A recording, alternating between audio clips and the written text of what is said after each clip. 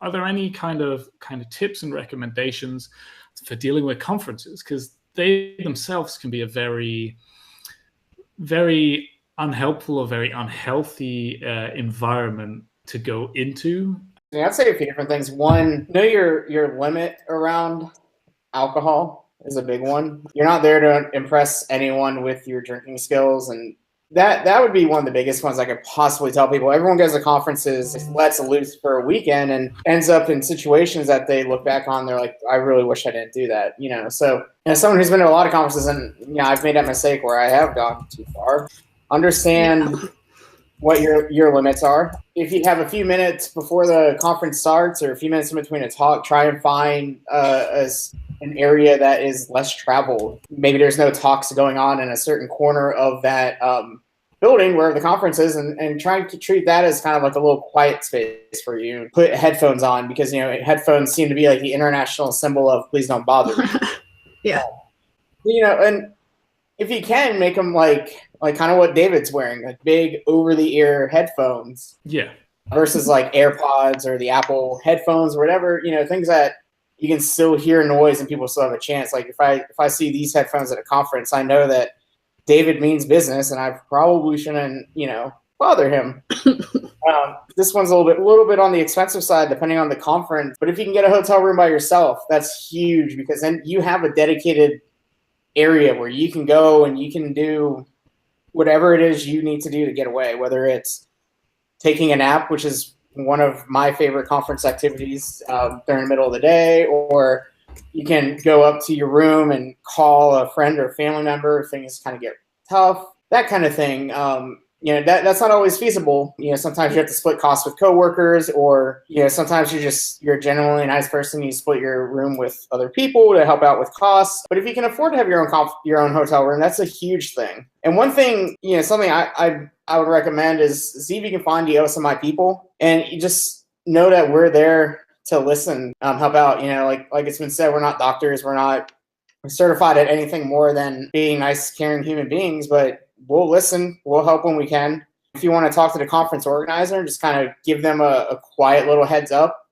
They might be able to recommend something based on their knowledge of the location. It's probably not the first time they're holding the conference. It's not the first time it's at that particular building. They might be able to say, hey, the gym is empty right now. That's a good place to go kind of hide or something like that. That's a great point as well, because you just talking to them and asking them might actually raise something that they've not thought about, because obviously event planning is massive. There's lots involved. And you asking that could be a prompt to go, oh, actually, I've not even thought about that. That's a brilliant thing. Like, we should set up a quiet zone, or like a don't bother me zone, or something that could really benefit everyone that's going, that has these kinds of struggles. I have seen some conferences that actually do have dedicated quiet rooms. If you're lucky enough to go to one of those, that can be that's really helpful. Another thing you can do, you can ask the conference organizer, and as Rebecca just said, we have a million things going on in our minds already, trying to make sure that speakers are there and they're presenting and all this. But one thing I've seen popping around, at least in America, is usually conference badges are both sides. You have your name on both sides. So I've seen a lot of places where I put like a red and a green sticker on each side. And so if you're feeling chatty, if you feel like you want to talk, you put it on the green side. If you don't want to talk, you don't want to be bothered, put it on the red side. Yeah. That's something that is starting to make its way around the U.S. conferences, but not everyone's done it. So talk to the organizer and say, hey, here's an idea that might help other people. And you don't even have to out yourself as someone who has mental health issues, but you might just say, hey, as an idea, we all get tired, and some of us doesn't want to talk to other people. What if we put red and green stickers on the badges? It's just a way to kind of traffic cop conversation almost. Absolutely. And that's quite inexpensive really as well, especially compared to the idea of like having a quiet zone. You might not have the space for that. You might not be able to give up the real estate for it. So having something like that where you just design the badges a bit differently so that people can use them for that kind of thing is a much more cost-effective way of doing it as well. Absolutely. Yep. Other than the techniques that Matt suggested, things like just going for a walk, depending on the how comfortable you are in stranger areas, is another way you can do that. To get away from people. I mean, obviously, if you're like in downtown somewhere, that's not always the best way to get away from people, but it can be a way to get away from what feels like the pressure.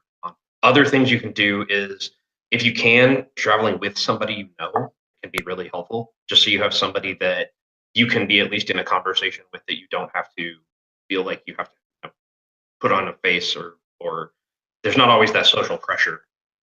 Sherrie, how about you just give us your best conference survival tip as someone who goes to so many conferences? You're there all the time, right? What's your best conference tip?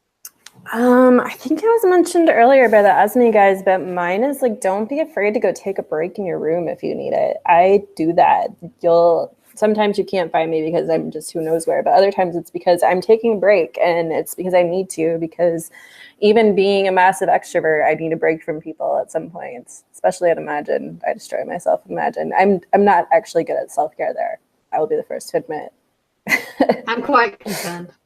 Yeah, it's just too much fun. I can't stop myself. I don't know how. Exactly. It's like, I don't want to go, but I need to go. Yeah. No, but that one is just, that's huge. And also to have your people that you want to meet new people, and you want to spend time with them, and you want to get to know them, but there's also comfort in having people who aren't asking you what you do with Magento also. Those people who you're not doing icebreaker get to know you questions with, just taking a break to like catch up on their day as well is helpful too. Flip the conversation. That helps a lot. Yeah. That's a really good advice. Really good advice.